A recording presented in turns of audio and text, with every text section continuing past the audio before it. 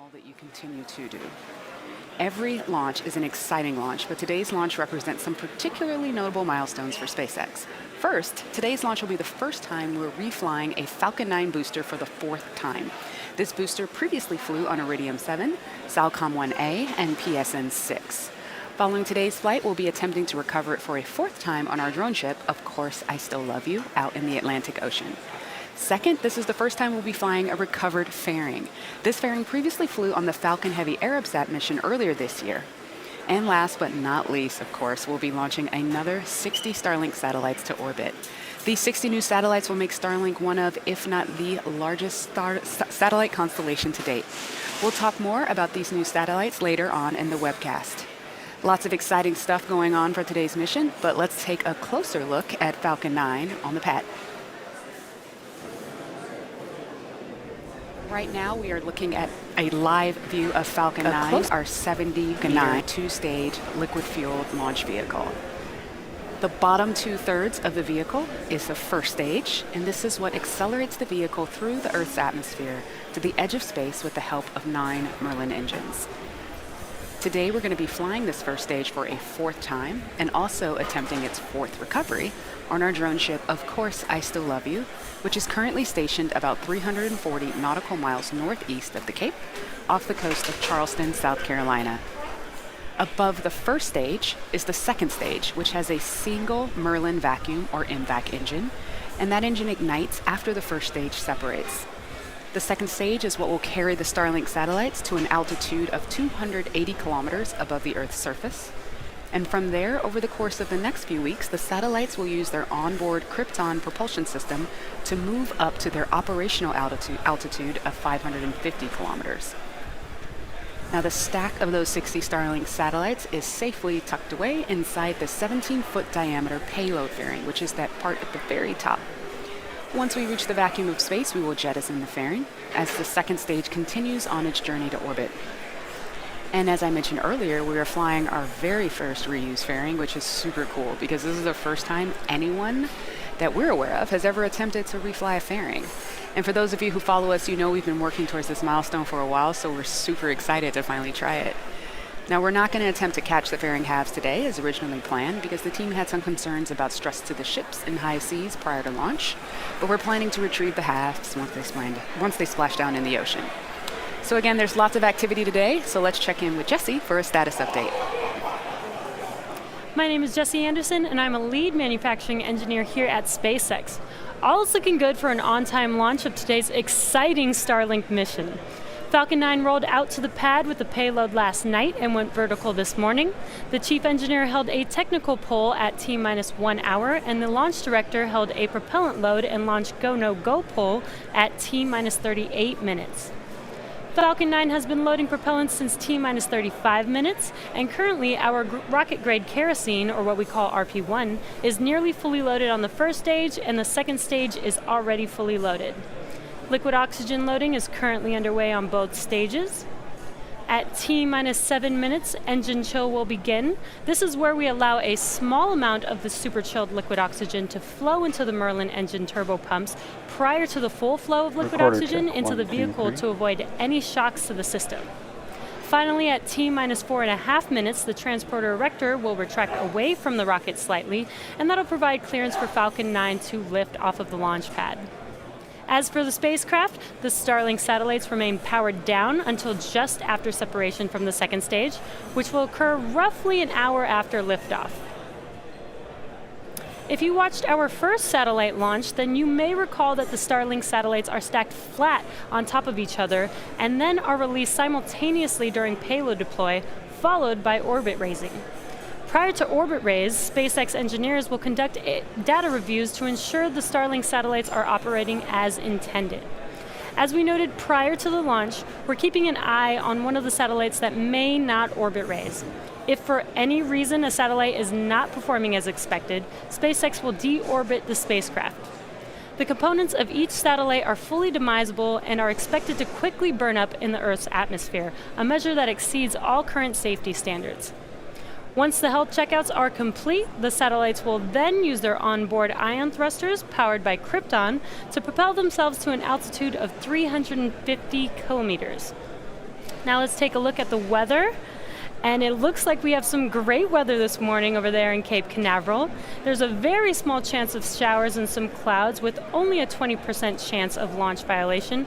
So we will continue to monitor this all the way down to T-0 to ensure that the weather remains good for launch, but it's looking great over there. The Air Force range is prepared to support today's mission.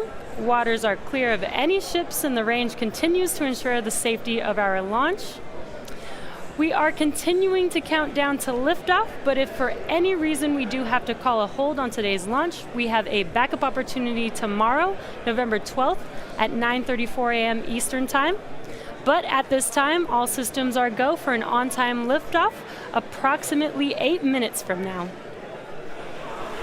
So for those of you who don't already know, Starlink is SpaceX's effort to bring high-speed, low-latency broadband internet to people across the globe, particularly to areas where connectivity has been unreliable, too expensive, or completely unavailable.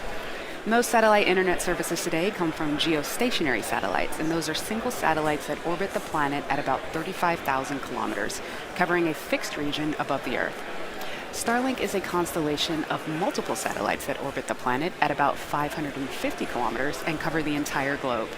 And because they're in such a low orbit, the round-trip data time between the user and the satellite, also known as latency, is much faster than with satellites that are in geostationary orbit. Additionally, each satellite performs autonomous collision avoidance maneuvers throughout its lifetime so that they don't run into each other to create space debris. This is the first constellation to have this advanced capability. In addition, each satellite is fully demisable, meaning at the end of life, the satellite's components are expected to burn up in the Earth's atmosphere. Low Earth orbit satellite constellations at this scale are incredibly difficult to build, but the performance of those initial 60 satellites that we launched back in May has been very promising. In fact, just a couple weeks ago, Elon sent a tweet using the Starlink network for the first time. We still have a ways to go from tweets to 4K cat videos, but we are on our way. Our goal is to start offering service in the northern United States and Canada as soon as next year, expanding to a global constellation after an expected 24 launches. Now, the team responsible for this enormous task is largely based in Redmond, Washington. The Redmond team, along with their counterparts across the company, there they are. Look at our team. Hi, guys.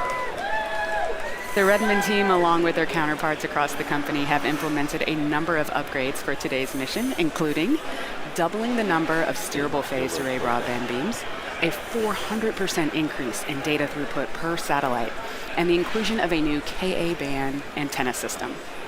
Between the satellite upgrades, the first reflight of a fairing today, and this being the first fourth flight of a Falcon 9, there's a ton of cool stuff happening on today's mission, with liftoff just a few minutes from now.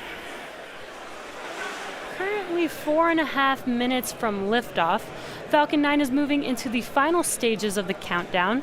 The first and second stages are both nearly fully loaded with 1 million pounds of kerosene fuel and liquid oxygen. First stage should finish propellant loading at T-3 minutes and second stage at T-2 minutes. At T-60 seconds, be sure to listen into the call out for Falcon 9 in startup. This means that the rocket's autonomous internal flight computers have taken over the launch countdown. The Starlink payloads continue to be healthy. The Falcon 9 team is tracking no issues on the rocket. Weather is still looking amazing, and the range is green for launch. So let's go listen into the countdown.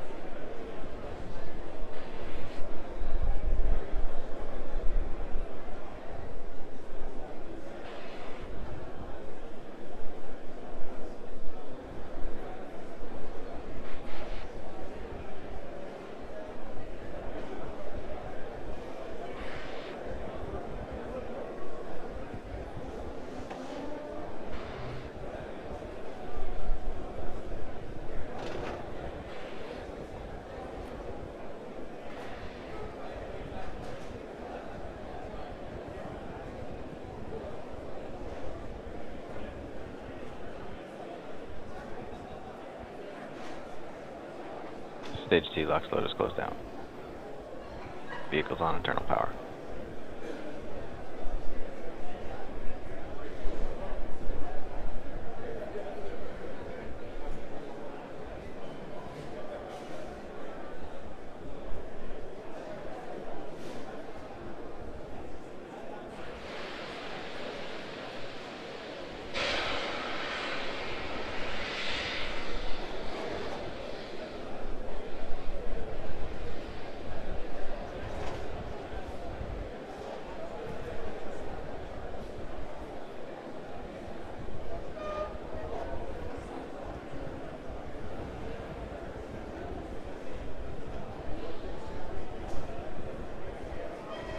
Falcon 9 is in startup.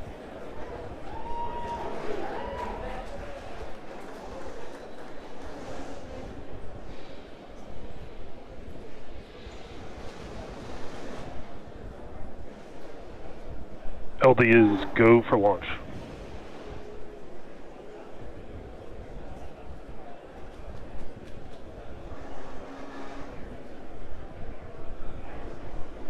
T-minus 30 seconds.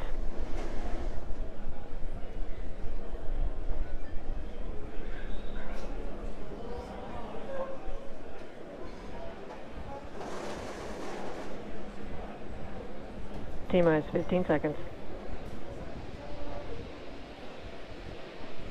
10, 9, 8, 7, 6, 5, 4, 3, 2, 1, 0. Ignition, liftoff. With gratitude to our veterans today and always, go USA.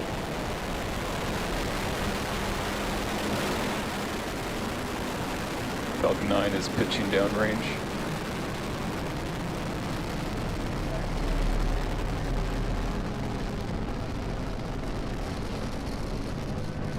Stage 1 profit is nominal.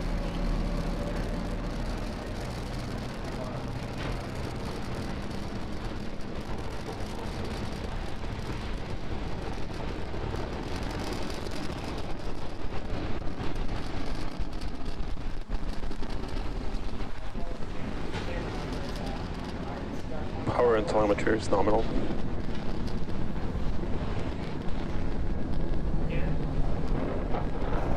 We are T plus 55 seconds into launch, and we've had a on-time liftoff and a beautiful view of the Falcon 9 vehicle making its way to orbit. We are coming up in about 10 seconds here on max Q. That is the maximum aerodynamic pressure that the vehicle will see during ascent.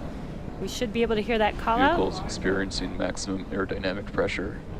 And there's that call out for max Q.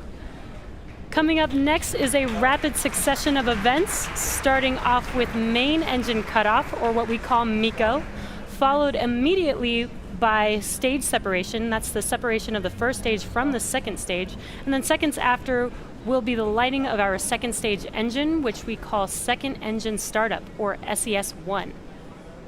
That is coming up here in about 45 seconds. And back engine chill. And we've got a great view this morning with some pretty clear blue skies, the Earth in the background.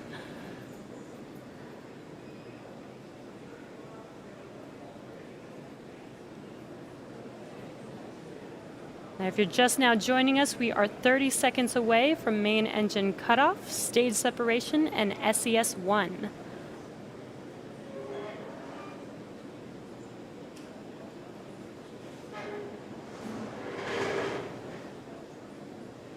What you see on your screen, you should be able to see the stages separate. About 10 seconds here.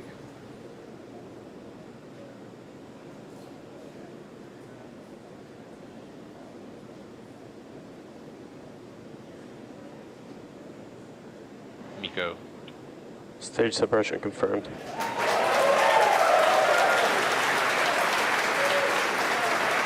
There, as you saw on your left screen, we had MECO and stage separation. On your right screen, we should see that second engine startup.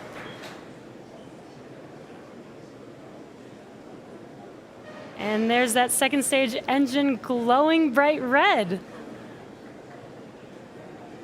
Coming up next in about 30 seconds is fairing deployment. Now a reminder, this fairing is being flown for a second time, which is a first in SpaceX history. What you can see on your screen, on the left screen, those grid fins have been deployed.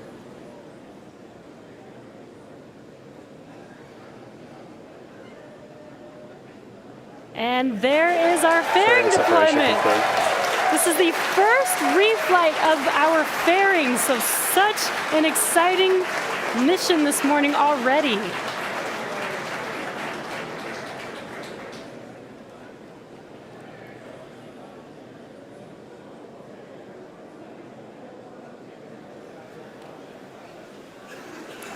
As the second stage continues to orbit with those 60 Starlink satellites on top, stage 1 is making its way home for the 4th time.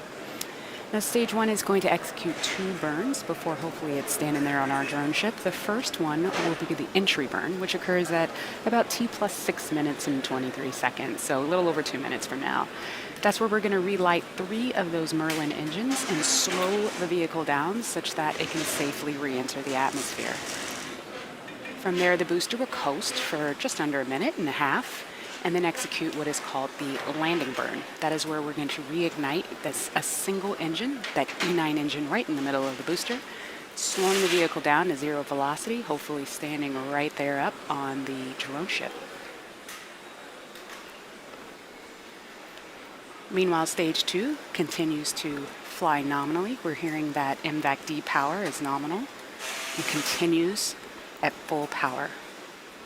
Stage 2 pressures, the tank pressures are nominal as well. First and second stage are on a nominal trajectory.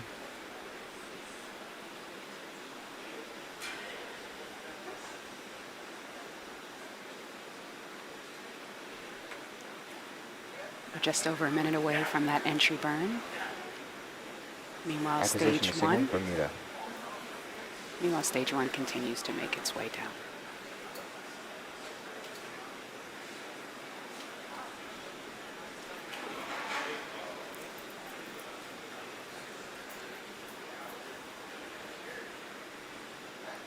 That MVAC engine is powering that second stage of those satellites with 250,000 pounds of thrust.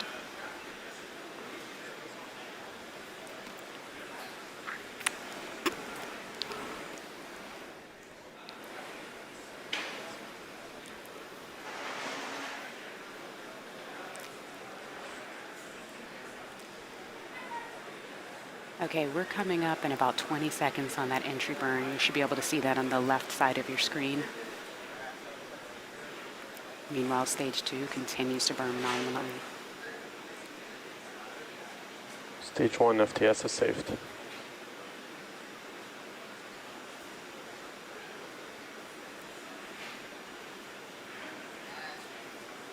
Stage 1 entry burn. And as you see, that entry burn has begun.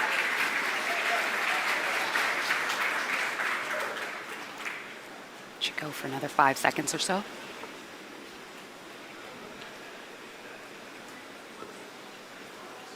Stage 1 entry burn shutdown. And as you just heard, we had a successful shutdown of that entry burn. So for about another minute and a half, stage 1 is going to coast, making its way down to the drone ship. And at First T plus and second stage continue to follow a nominal trajectory.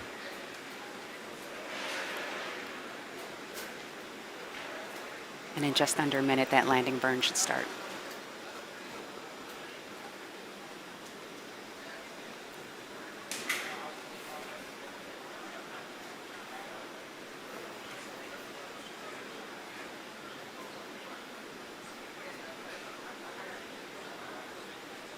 Stage 1 transonic.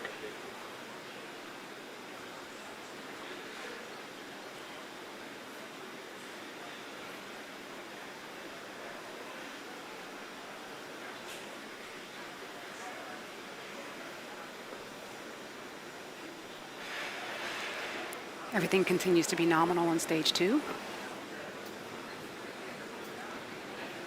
And in just under 10 seconds, that landing burn should start. Hopefully we'll get some nice on-vehicle video. Stage 1 landing burn. We don't have that video just yet, but that landing burn has started. Second stage has entered terminal guidance.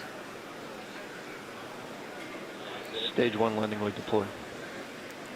It looks like we're not going to get video on the way down. Oh, but we have the drone ship. And wow. The Falcon has landed for the 4th time. Amazing. These boosters are designed to be used 10 times.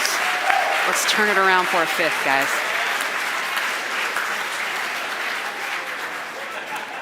Wow. 4th landing. That is super cool. So stage 2, I believe, we have had SECO 1. We're going to enter a coast phase. Before we do that, we're going to take a quick break. Sorry, it's very exciting over here. And, as we leave, we're going to have an animation that shows you where we are in the coast phase. But we're going to be back here at T plus 44 minutes. All right, we'll be back at T plus 44 minutes for a second stage relight, followed up by payload deploy. So come on back.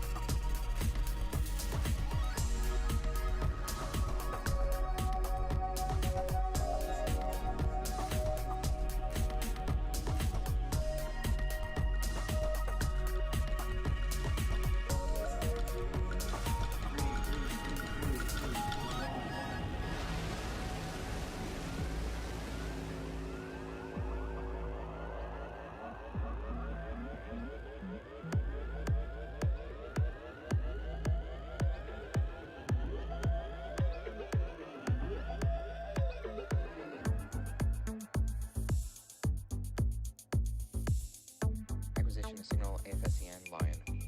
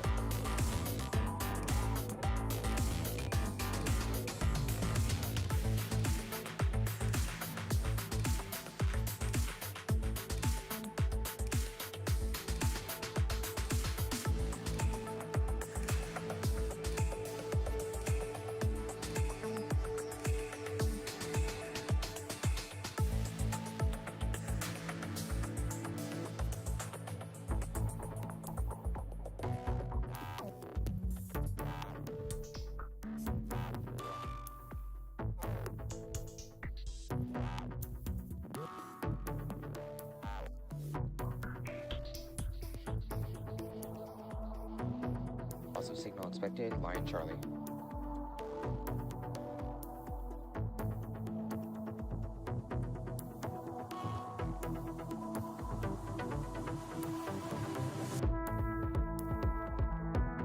Loss of signal expected, Goonhilly.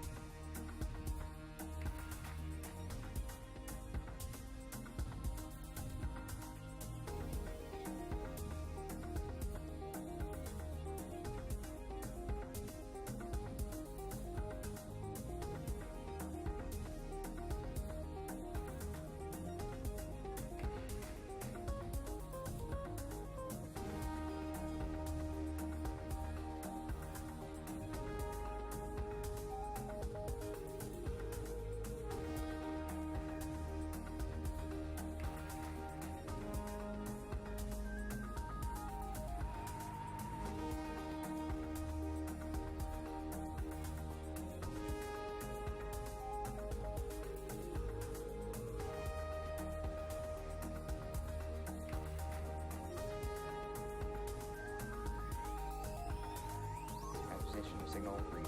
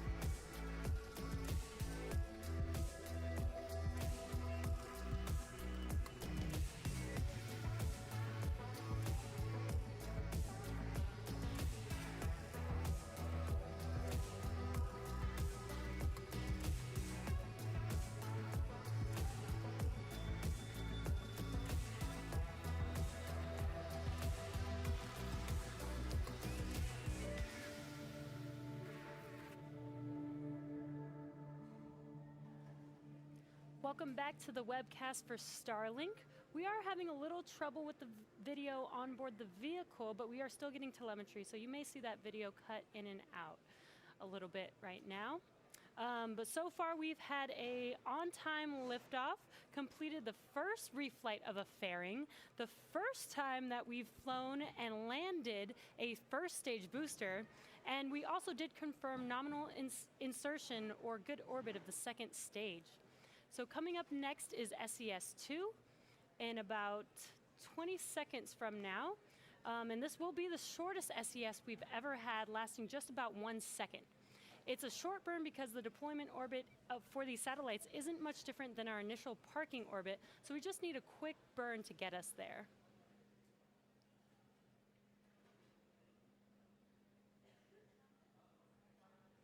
Waiting for that SES-2 and SECO-2.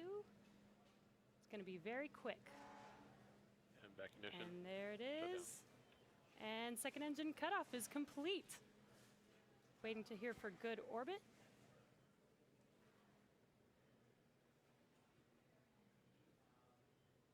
Should hear that call out in a few seconds. Nominal orbit insertion for satellite deploy. And there is the confirmation of good orbit. Now that we're in a good orbit, we'll be coasting for the next 15 minutes or so. So we will be back around T+1 hour for the exciting payload deployment of our Starlink satellites.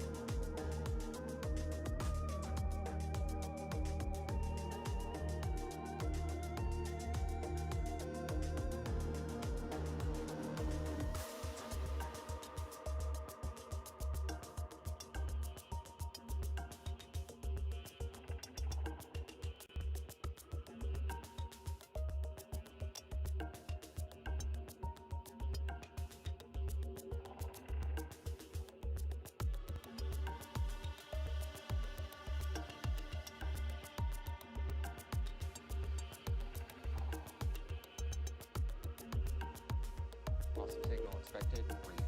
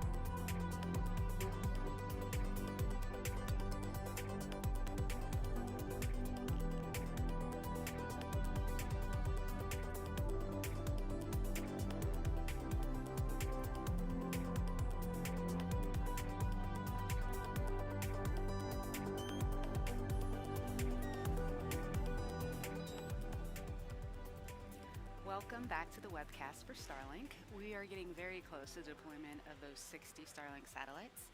Now, after deployment, the satellites will appear to be kind of clumped together, but that's totally normal. As you can probably imagine, 60 separate separation systems is super inefficient. It adds mass, it adds complexity, and therefore it adds cost. Instead, we deploy them all at once, allowing them to slowly disperse from one another, and to do so without the use of complex mechanisms. They might even bump into one another, which, if that happens, is totally okay. The satellites were designed with this possibility in mind.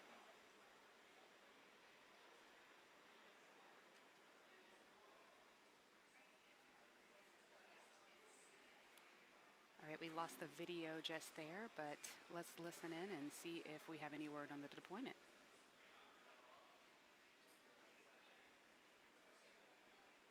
Starlink tension rod release confirmed. And as you just heard, we have confirmation that the tension rods have been released. Let's see if we can get some video of that. That would be really awesome. There we go. Now, as they make their way off, next they'll start to slowly drift apart and then deploy their singular solar array pointed at the sun to begin charging their batteries. And over the course of the coming weeks, the satellites will use their onboard ion propulsion systems to raise their orbit to 550 kilometers, align into their orbital planes, and properly space themselves out to providing internet coverage on Earth. And with that, that brings us to the end of our webcast for today. So to recap, we had a successful fourth launch of a booster and a successful landing of that same booster. We reflew a fairing successfully for the first time.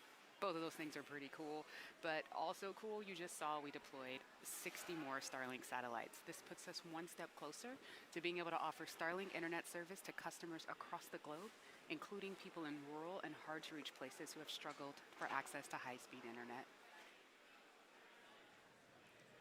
Thank you to the 45th Space Wing for range safety, the FAA for licensing today's launch, as well as the FCC for licensing our first operational Starlink satellites. We'd like to thank all of our viewers for tuning in, and again, our deepest gratitude to all of our veterans, both here at SpaceX and across the country. Follow our website and social media platforms for updates on our next missions and milestones. And until next time, I hope you all have a great morning just like we did.